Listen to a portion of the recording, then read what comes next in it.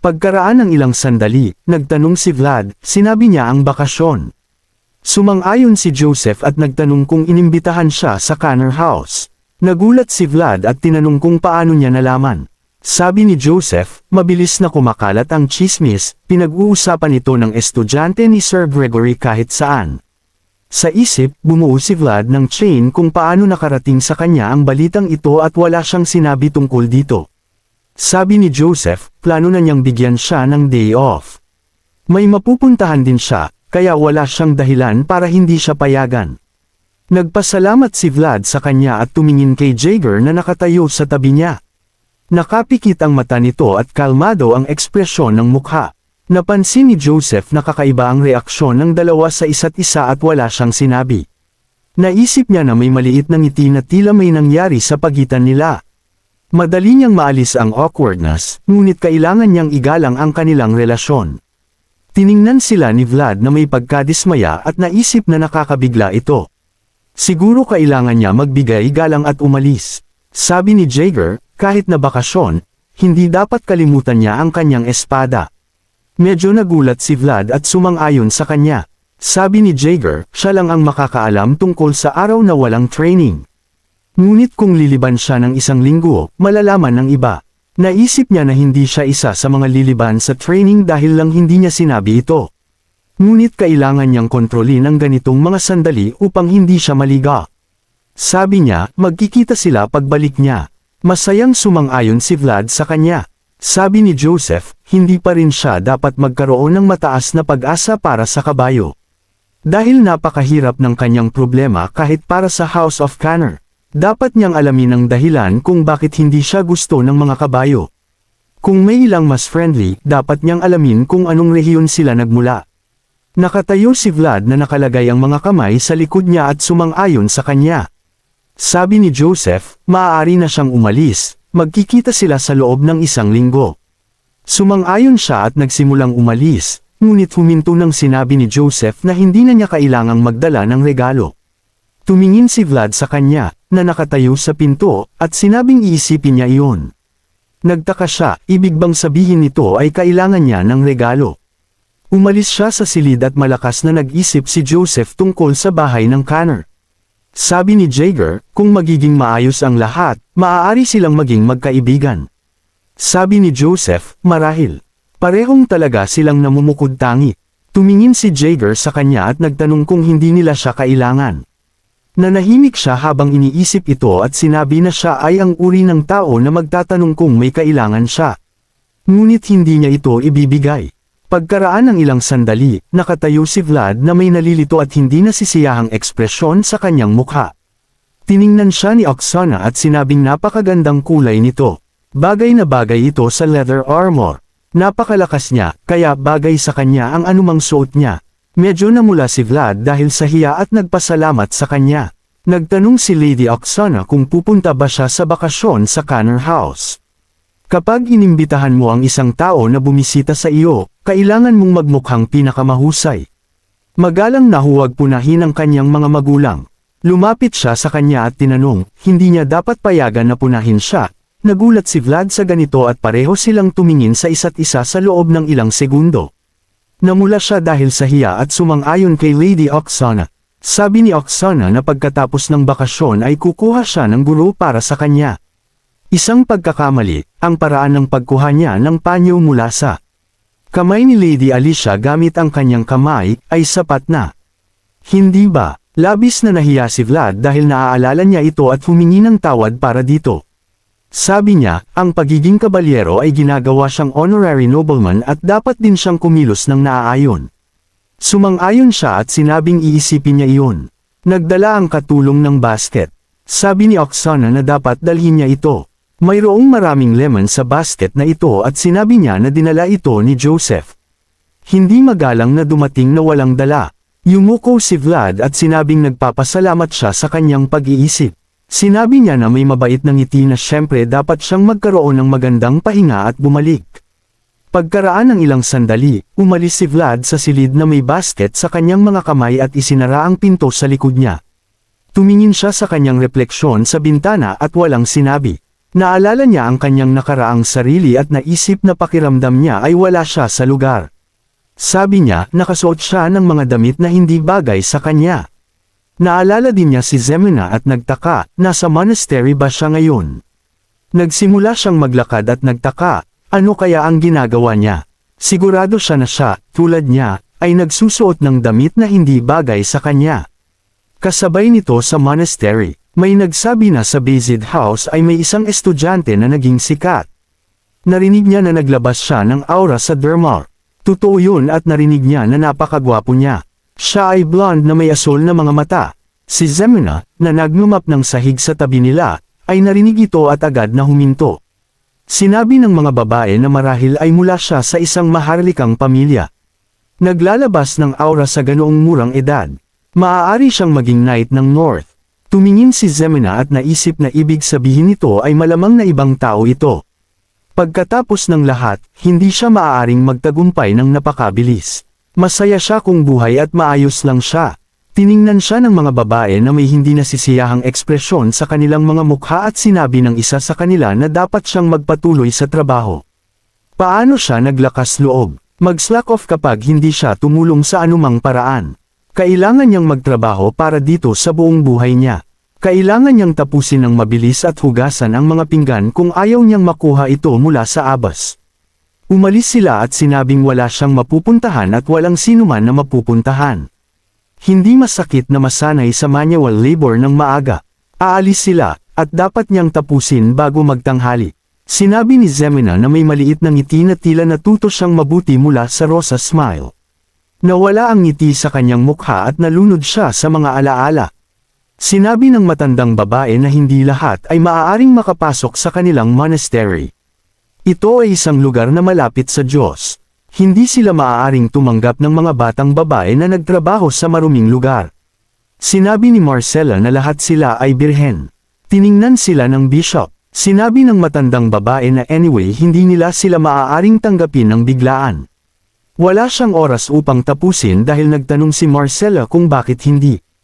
Patuloy siyang nag-donate ng napakaraming pera sa lugar na ito. Sapat na ito upang pakainin ang lahat sa loob ng 10 taon at may matitira pa rin. Ang matandang babae ay mag-o-object, ngunit agad na huminto. Nagtanong si Zemina, Madam, paano naman ikaw? Bumaling sa kanya si Marcella at sinabing sila ang mauna. Itinuro niya ang pasukan sa monastery at sinabing dapat silang pumasok sa loob. Pumasok ang mga babaeng dinala niya, ngunit pinigilan siya ng madre at sinabing hindi siya pinapayagan. Sinabi ni Marcella umaasa siya na aalagaan nila ang mga batang ito, sila ay mabubuting manggagawa. May ilang tao na nakakita sa kanila, isa sa kanila ang tumuro sa kanya at malakas na sinabi na nandoon siya. Bumaling si Marcella sa iba at malakas na sinabi na dapat silang pumasok ng mabilis. Hinawakan siya ng isa sa masasamang lalaki sa buhok at malakas na sinabi na sa wakas ay nahuli na niya siya. Sinubukan ni Zemina na kumawala at may luha sa kanyang mga mata na malakas na tinawag ang kanyang pangalan at sinabi na dapat silang huminto. Patuloy siyang malakas na tumawag kay Marcella habang inilalayo siya ng ilang bandido sa pamamagitan ng kanyang buhok. Patuloy silang umalis at ang mga gate sa monastery ay nagsasara. Sa kasalukuyan, nagsimulang umiyak si Zemina at nanginginig ang buong katawan niya. Patuloy siyang umiyak at tinawag si Vlad. Kasabay nito, nakatayo si Vlad sa kalye at nagtaka, hindi ba sila mga aristokrata? Ngunit may impluensya sa Sitrim. Nakatayo siya sa harap ng isang magandang estate at nagsabi napakalaki nito. Ang matanda, kasama ang iba pang mga alipin, ay yumuko at sinabi sa master na masaya silang bumalik siya.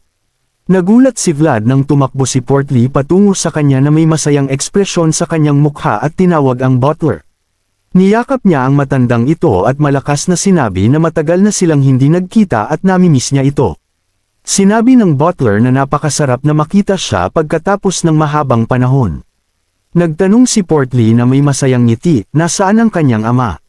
Sinabi ng butler na wala siya, umalis siya upang salubungin ang mga bisita na dumating sa isang hindi inaasahang pagbisita. Kung ayos lang sa kanya, paano kung tingnan muna nila ang pride ng kanyang pamilya, ang sakahan. Itinaas ni Vlad ang kanyang kamay at may maliit na ngiti na sinabing syempre ayos lang sa kanya. Yumuko ang butler sa kanya at nagpasalamat. Sabi ni Vlad, gayunpaman, gusto muna niyang tingnan ang kabayo.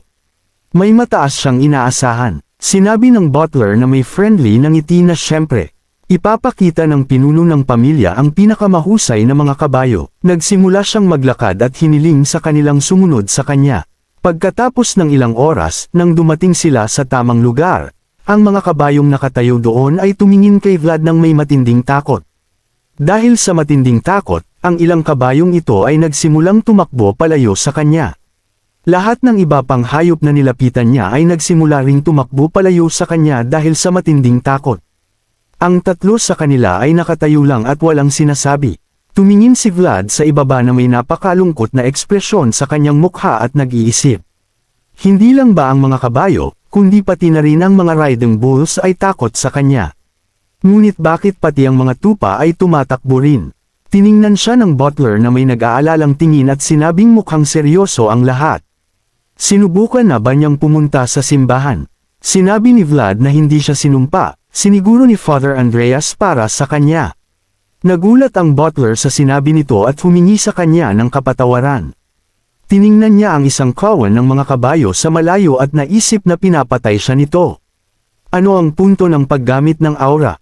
Hindi man lang siya makasakay ng kabayo. Tanong niya sa isang napakalungkot na estado. Habang ang lahat ay mukhang cool sa kabayo, siya ay maglalakad sa likod, sa alikabok. Nag-aalala si Portly para sa kanya at sinabing dapat niyang tingnan ang mga kabayo sa farm. Para sa pakikipaglaban, pagsakay, anumang trabaho na gusto niya, ipapakita niya sa kanya ang kahit ano. Hindi ba ito dapat angkop? Tanong ni Vlad na may napakalungkot na tingin, dapat bang may ganoong kabayo? Sinubukan ni Portly na suportahan siya at sinabing mayroon silang isang kahangahangang kabayo na hindi pa niya nakikita. Na may pinakamahusay na lahi sa lahat ng mga kabayo na mayroon ang kanyang ama. Tinapik niya ang kanyang balikat at sinabing dapat silang maglakad-lakad bukas, ngunit una, sila ay maghahapunan at magpapahinga. Pagkatapos ng ilang oras sa estate, sa kusina, maraming iba't ibang karne ang niluluto sa isang malaking kawali. Tiningnan ni Vlad ang maraming chef na naghahanda ng karne sa apoy at sinabing ito ay isang kamanghamanghang tanawin. Hindi naman mahiyain ang kanyang pamilya, tama. Tumawa si Portly sa kanyang tanong at naagaw ang kanilang atensyon ng boses ng isang lalaki, na malakas na nagsabing, dito pala kayo. Isang lalaki na may masayang ekspresyon ang sumalubong sa kanila. Siya ang pinuno ng pamilya. Humingi ng kapatawaran si Olsen dahil hindi niya personal na nasalubong ang mahal na mga panauhin. Yumuko si Vlad sa kanya at sinabing natutuwa siyang makilala siya. Ibinigay niya ang kanyang pangalan at sinabing siya ay estudyante ni Sir Jaeger. Sinabi ni Olsen na siyempre alam niya iyon. May mga bulong-bulungan tungkol sa kanya sa buong Sitrim. Tinapik niya ang kanyang likod at sinabing maligayang pagdating. Inisip niya na ang lalaking ito ang unang nag-activate ng lumang master code sa loob ng mahabang panahon. Ito ang pagsilang ng isang bagong bituin, ang ipinagmamalaki ng Citruma. Ang kanyang mahal na si Portly ay ginawa siyang isang mahusay na kaibigan. Sinabi niya na dapat silang pumasok sa loob. Maaari silang mag-usap habang inihahanda ang hapunan. Bilang host, labis siyang natutuwa na tanggapin ang mahahalagang panauhin. Tiningnan siya ni Vlad at naisip na, mayroon pa silang mga panauhin ngayon. Sasamahan ba nila sila? Sinabi ni Olsen na, higit pa rito, lahat sila ay mula sa pamilya Bezed, kaya mahusay iyon. Pagkatapos nito, pumasok sila sa bulwagan kung saan nagtipo na ang mga panauhin. Labis na nagulat si Vlad nang mapansin niya ang isang taong kilala niya sa gitna ng mga panauhing ito. Tiningnan niya si Lotger na nakaupo sa kabilang dulo ng silid. Nakaupo siya na nakatiklop ang kanyang mga kamay sa harap niya at sinabing matagal na silang hindi nagkikita. Tumingin siya sa kanyang direksyon at tinanong, kumusta ka? Yumuko si Vlad sa kanya, tinawag siya sa kanyang pangalan at sinabing hindi niya inaasahang makita siya dito. Sinabi ni Lotger na hindi siya sigurado na gusto niyang maghapunan kasama siya ngayong gabi. Ngunit narinig niya na ang mga inihandang pagkain ay napakagaling upang tanggihan. Mukhang hindi nasisiyahan si Vlad at naisip kung bakit tinanggihan niya ang mani. Tumingin siya sa malayo at napansin ang isang bagay na umagaw sa kanyang atensyon. Napansin niya na ang lahat ng mga panauhin na nakatayo sa silid na ito ay tumitingin sa kanya na may labis na hindi nasisiyahang ekspresyon sa kanilang mga mukha. Tiningnan niya sila at naisip na, mukhang sinulsulan nila siya laban sa kanya. Bagaman hindi ito nakakagulat, kinamumuhian siya ng mga nasa mataas na uri dahil hindi niya tinanggap ang kabaitan ng master. At tungkol sa kanyang mga nasasakupan, binugbog niya ang bawat isa sa kanilang mga estudyante. Kaya kung nagbabanta sila, tapos na siya. Sinabi niya na ngayon ay sumasang-ayon siya dahil inaasahan din niya ito. Tiningnan siya ni Lotger na may kalmadong ekspresyon at tinanong, ganoon ba ang iniisip mo? Isang maliit na ngiti ang lumitaw sa kanyang mukha. Sinabi niya na narinig niyang nasa bakasyon siya. Mayroon ba siyang libreng oras bukas? Gusto niya siyang anyayahan na pumunta sa isang lugar kasama siya. Pagkatapos ng ilang oras, maraming kabalyero ang sumasakay ng kabayo sa buong parang. Si Vlad, na may hindi masyadong nasisiyahang ekspresyon sa kanyang mukha, ay tahimik na nakaupo at tumitingin sa isang bagay. Naagaw ang kanyang atensyon ng babaeng may tainga ng hayop. Tinanong ni Dorothea, ang Ruga Beastman, bakit mo ako tinitingnan? Hindi ka pa ba nakakita ng mga Beastmen? Si Vlad, na may walang pakialam na ekspresyon sa kanyang mukha, ay sinabing mayroong first time sa lahat ng bagay. Sinabi niya na totoo iyon. Magiging kakaiba kung nakakita na siya. Narinig niyang mula siya sa mga slums ng Sora. Paano siya naging isang basalyo ng Bazid? Tanong niya kung ikukumpara sa pagiging Beastman Mage ni Mr. Lotger. Dahil sa sinabi ni Vlad, nagalit si Dorothea at tumingin sa kanya na hindi nasisiyahan. Tanong niya, talaga bang gumamit ka ng aura? Paano mo hindi masasakyan ng kabayo kung nakakagamit ka ng aura? Kahit ang iyong kaibigan ay sumasakay ng kabayo. Sinabi ni Vlad na ipinakita ng buhay na kahit ano ay maaaring mangyari. Sinabi ni Dorothea na, gayunpaman, mukhang kahinahinala pa rin. Lumingon siya sa gilid na may hindi nasisiyahang tingin at naisip na, nagdadaldal na naman ito. Hindi pa ba siya napapagod nito? At lahat ito dahil sa dumating sila sa isang hindi planadong bakasyon, na pagdesisyonan nilang mag-organisa ng isang hawk hunt ng biglaan. Tanong ni Dorothea na may dissatisfied look. Nakikinig ba siya sa kanya? Dahil dito, galit na galit si Vlad at tahimik siyang tumalikod. Tanong niya, lahat ba ng Beastmen ay ganoon ka daldal? Tanong ng Beastman, discrimination sa lahi na ba ito? Tanong ni Vlad, lahat ba ng Magician ay ganoon ka daldal? Tanong niya, diskriminasyon ba ito batay sa propesyon? Tinawag ni Lotger ang kanyang pangalan at sinabing dapat na siyang tumigil sa kakagulo kay Vlad. Hindi rin naman madaling kumbansihin si Vlad. Sabi ni Dorothea na sa tuwing titingin siya sa kanya, nasasaktan siya. Sabi ni Lotger, lahat ay magiging ganoon kung patuloy siyang mangungulit. Tumalikod siya na may disappointed look at naglabas ng mga tunog ng kawalang kasiyahan.